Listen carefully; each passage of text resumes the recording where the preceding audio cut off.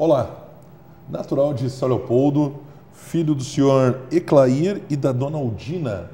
Ele é professor de filosofia e sociologia, é músico, é aimoresista e hoje teremos uma conversa de peso com Daniel Mitman Macedos, da banda Macedos e as Desajustados. Olha que maravilha! Seja bem-vindo ao Conversa de Peso, Daniel. Obrigado. Daniel, vou falar um pouquinho dessa tua carreira de músico, claro, também tua trajetória como professor, mas, em geral, o pessoal que vem aqui, que é de São Leopoldo, eu sempre pergunto, tu sempre tivesse a tua infância, juventude na cidade de São Leopoldo? Sim, eu nasci, cresci, vivi boa parte do início da minha vida adulta em São Leopoldo, né? Até meus 25 anos eu estive em São Leopoldo. Normalmente mais ligado em que bairro? Eu nasci no bairro... na divisa da Campina com o Arroio da Manteiga. Sim, sim. Então eu sou do outro lado da BR, na época onde ali era, bem dizer, o fim do mapa da cidade. É verdade. Né? Sofri, vivi na minha infância no meio da enchente. Era complicado. Era complicado. Meus pais se assustavam. Minha esposa daquela região. Para mim era festa, né? Eu lembro que começava, a água subia, eu ficava feliz, mas meus pais já levantando móveis e tudo. Complicado. Tive minha infância naquela região da cidade. Certo. Só até depois eu fui para o bairro Pinheiros, aí tive uma melhora, né? Claro, lá na avenida da Imperatriz, isso, lá na próxima avenida Imperatriz. Exatamente. Tá certo. E aí veio a fase adulta. Como é que surgiu a vontade de ser professor de filosofia e sociologia? É isso? Sim, pois é, acho que a vontade, na verdade, ela... Tendo em vista a carreira do que é ser professor no Brasil, eu nunca teve essa vontade, né? Eu fui fazer... A vida foi levando. É mais ou menos assim, tem um filósofo que diz que... Um filósofo alemão chamado Hegel, que diz que a vida tem uma certa auto-organização, né? É verdade. E eu fui fazer filosofia por conta eu gostava muito de ler, estava envolvido já com alguns autores ali, época de adolescente, Grêmio Estudantil, movimento político, aí fui fazer filosofia. Mas não pensava em ser professor, né? Mas a necessidade da sobrevivência bateu a porta. E aí depois continuei estudando, fui fazer uma pós-graduação em sociologia e aí fui para São Paulo quando eu fiz concurso, estava lá dentro de uma sala de aula, né? Olha só. E faz 10 anos que estou nessa como professor. Pois é, você é jovem, quantos anos você tem? Eu tenho 37. Poxa vida, somos da mesma geração. Sim, sim. E aí, como é que tem sido essa experiência como professor? Principalmente professor de filosofia, já tive, enfim, algumas experiências. Como é que o pessoal recebe quando tu diz, olha, eu dou aula de filosofia, de sociologia? Pois é, assim, tem vantagens e desvantagens em ser professor de filosofia, né? A grande vantagem para mim é que o professor de filosofia é meio que um bobo da corte. Então já estão esperando que tu não vá seguir muito o script, entre aspas, da normalidade. Sim, como da matéria tradicional, vamos dizer então, assim. professor de matemática e português, vestibular, concurso, eu dou aula só para o ensino médio, né? Então tu tem uma cobrança, o pai quer saber o que tu está trabalhando, a direção. Não que filosofia também não tenha, mas tu está mais sendo... É esperado que tu fale algumas coisas fora desse script, né? É esperado que tu conteste mais. Na verdade, trabalha, eu creio que tu tens essa experiência muito maior que eu, na verdade, trabalha muito mais o lado humano, né? Sim. Esse contato, talvez, com os alunos seja muito mais próximo até mesmo, justamente pela questão filosófica, pelo social, enfim. Como eu dou aula dessas duas disciplinas, né, que são muito parecidas, mas cada um com as suas particularidades, trabalhei muito na periferia de São Paulo, pelo interior. Hoje eu trabalho em Piracicaba, uma cidade do interior de São Paulo, no centro, uma escola razoavelmente tranquila, tendo em vista o que a gente... Bom, qualquer um liga a televisão sabe o que é a realidade da escola pública no país, né? O Darcy Ribeiro já falava que o fracasso escolar não é um erro, é um projeto no país, né? Então, mas eu aprendo mais, eu acho, com os alunos do que eles comigo, né? Principalmente com a questão musical, como eu estou muito ligado e interessado antropologicamente na música.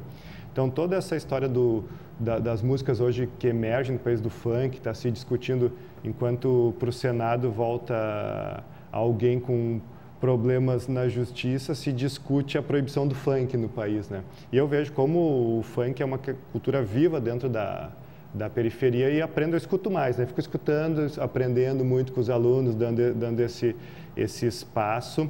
E nessa questão humana, a filosofia não sei, né? Se eu conseguir fazer e incentivar os alunos a lerem, a pensarem por conta própria, é o que me importa, né?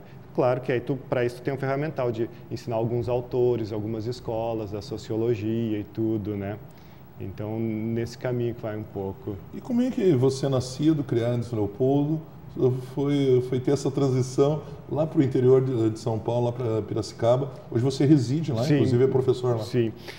Então, eu tenho uma relação, acho que como boa parte dos leopoldenses da nossa geração, de amor e ódio com São Leopoldo, né? É verdade. Hoje São Leopoldo é uma cidade que, bom, o trem trouxe essa conexão com Porto Alegre, a própria questão da internet faz com que tu também, em qualquer lugar que tu esteja, tu tenha acesso, mas na nossa época, tu deve lembrar, era mais complicada, né? Então eu cresci com o sonho de cair fora de São Leopoldo, né? Olha só. Eu cresci com essa vontade de morar em São Paulo, morar em Porto Alegre. Queria criar asas. Então, e escutava muito bandas de São Paulo, aí fantasiava, assim, como que eram os shows, o circuito, aquela... Aí em 2000 eu fui para São Paulo, né? Conheci São Paulo, morava um amigo meu de São Leopoldo, Marlos, que cresci junto com ele em São Leopoldo. Fui lá e pirei com a cidade, né? Aí fui fazer o curso de filosofia na Unicinos, quando me formei automaticamente fui para São Paulo. Sim. Só que morar em São Paulo não é tão fácil, né? Não é tão fácil, o ônibus para cima e para baixo, toda essa complicação.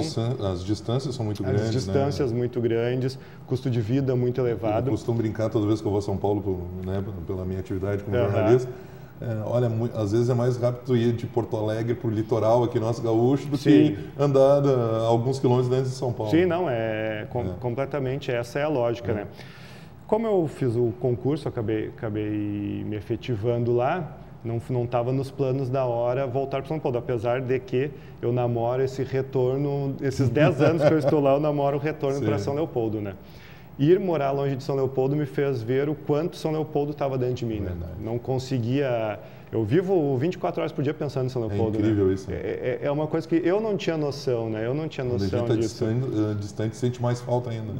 Às vezes eu vou na casa de algum amigo também que mora em São Leopoldo, parece um comitê do Aimoré, bandeira, camiseta. A gente sai da cidade para dar mais valor, né? Mas eu acabei indo para o interior de São Paulo, assim, num projeto meio também de viver algo mais ou menos próximo do que eu vivo em São Leopoldo, né? Então lá podia me remover para alguma outra escola, né, de alguma outra cidade do interior.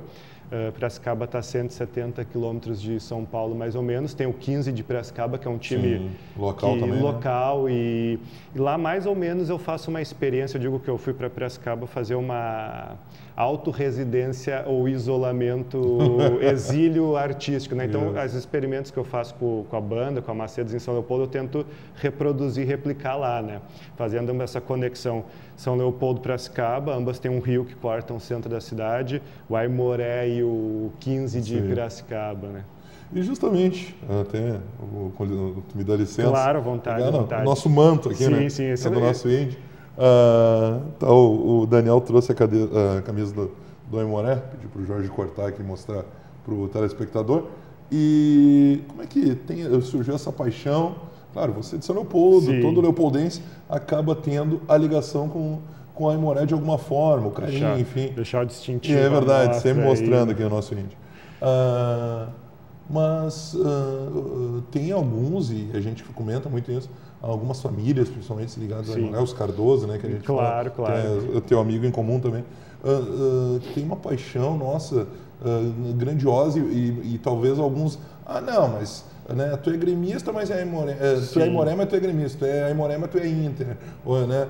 E não, tem muita gente que é Aimoré mesmo. Sim. E como é que surgiu essa paixão pelo índio, inclusive com a ideia de levar o Aimoré, o nome do Aimoré, para fora do estado? Claro. Então, eu venho de uma família que é gremista de quatro costados, né? Sim. Eu sou só aimorezista, né? Faço questão porque quem vive o futebol do interior de um pequeno clube sabe a peleia que a gente tem contra os grandes, né? Sim. De disputa de espaço, de mídia mesmo. Por isso até quando eu descobri o teu programa, descobri a TV São Léo, fiquei muito feliz, né? O Sandro teve recentemente sim, aqui, assisti a entrevista dele, porque, nossa, mais um canal para poder divulgar o Aimoré. Mas eu venho dessa família que é de gremista e peguei o duro tempo dos 10 anos do Aimoré licenciado. Terrível. Eu frequentava o estádio do Aimoré, o Cristo Rei, né? Quando era muito jovem, muito novinho, moleque, piá, com o tio de um amigo de infância. O tio dele, aimorezista doente até hoje, eu vou no estádio, ele está sempre lá assistindo. Senhor Enio, o nome dele, né? E eu lembro, na época, a gente jogava futebol de botão e ia juntos, 5, 6 anos. E daqui a pouco o Aimoré fechou, né?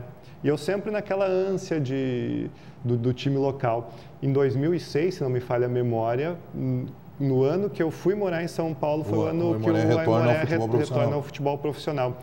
Lembro de ter ido assistir um dos primeiros jogos que ainda as pessoas gritavam, vai 10, chuta para o 5. Sim, porque ainda não conhecia o pessoal. E desde então, desde 2006, eu tenho acompanhado e feito de tudo para poder levar o nome do Aimoré.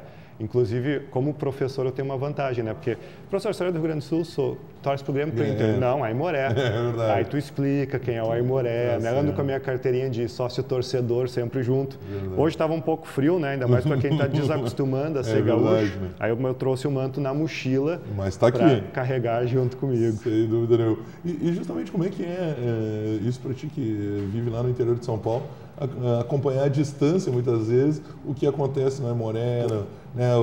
Claro, tem os amigos locais aqui que devem manter informado, e hoje a mídia é muito mais fácil na internet, enfim, mas é um pouco difícil para ti ter essa distância? É um pouco, hoje, que nem tu falou, hoje está mais fácil, por conta principalmente... Tem a Rádio Índio Capilé, exatamente, né? O Natão, o Demolidor lá, o Dig, tudo esse povo. O Dig, que começou também na época era um blog, né? Que era o site Índio Capilé, que hoje tem a página no Facebook que informa bastante, né? Então, por sinal, é o que mais atualiza as coisas do Aimoré. É o que mais atualiza. Mas na época, era assim, 2006, 2007, tinha uma comunidade no Orkut que devia ter umas 100 pessoas, mas que umas 5 postavam alguma coisa, né? O site do clube, na época, para manter um site era problemático, qualquer site, né?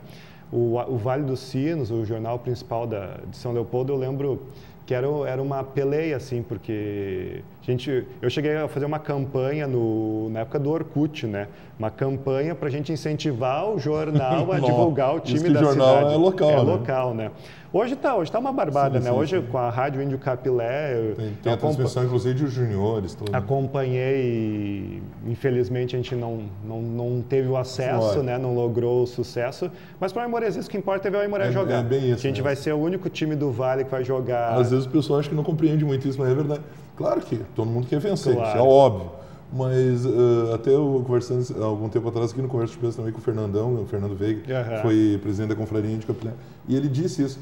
Olha, lógico que eu quero vencer, quero ver o Aimoré campeão, quero ver mas muitas vezes, se daqui a 2 semanas tu me perguntar como é que foi o jogo tal, eu já nem lembro. Claro. O que me importa é ver o Aimoré jogando. Sim, e é bem esse sentimento que o aimorezista tem, né? Eu até fiz um trabalho, quando eu fiz a especialização em Sociologia, eu estudei o Juventus da Moca. Sim. Que era também pouco... é um espetáculo. E tem muito dessa identificação lá no caso um bairro, né, que opera como uma cidade. Mas eu estudei porque tem um antropólogo chamado Roberto da Mata que diz que a teoria dele, resumidamente, é que no futebol, ou no Brasil, o futebol é tão importante por conta da relação que as pessoas têm com a vitória. Então, as camadas mais populares, que experimentam um pouco a vitória no dia a dia, com o futebol teriam experiências de vitória. Sim. Não é muito o nosso caso, né? Claro. Mas isso, aí eu fui pesquisar por que as pessoas então torciam para times como o Juventus ou o Aimoré. E aí tem essa questão do local, né? Tu tem um amor em, o Aimoré é São Leopoldo de chuteiras, né? É verdade. Então é meio que como se fosse tua seleção entrando em campo. Até tem o colega, né, de imprensa, o Luiz Fernando Fracasso, que ele costuma dizer que São Leopoldo tem 3 símbolos históricos. Sim. Né? E fora daqui talvez sejam o que o pessoal conhece São Leopoldo. É a Unicinos, né, para toda a história. O Padre Reals e o Aimoré. É verdade. E eu acredito que é bem por aí, né? E a gente tem o nosso estádio, que fica no bairro que empresta o nome, o Cristo Rei, né? Que o padroeiro é o Padre Reals e que a gente tem como ícone O Aimoré é um caboclo da Umbanda, das religiões afro-brasileiras, então é um time completo, né? Com esse sincretismo religioso, está protegido e está representando o país de uma forma excepcional. É verdade. Vamos para o intervalo e na volta o Daniel aí sim vai contar um pouquinho da Macedos e as... Desajustados. Olha só, isso é para confundir a mente, viu? Que maravilha, como é que surgiu essa veia musical aí no Daniel. Vamos ao intervalo, já voltamos.